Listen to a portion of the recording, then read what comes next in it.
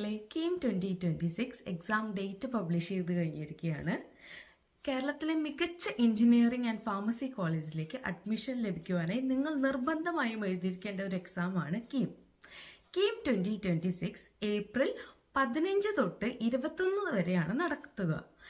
അതിൽ 13th and 14th of April, അതിൻ്റെ കൂടെ തന്നെ 22nd and 23rd April buffer day ആയിട്ടാണ് വെച്ചേക്കുന്നത്. അതായത് ഇത് ഇൻ ബിറ്റ്വീൻ എന്തെങ്കിലും ക്ലാഷ് വന്നാൽ ഈ ഒരു ഡേറ്റിലേക്കൊക്കെ പോസ്റ്റ്പോൺ ചെയ്യാനൊക്കെ ചാൻസ് ഉണ്ട്.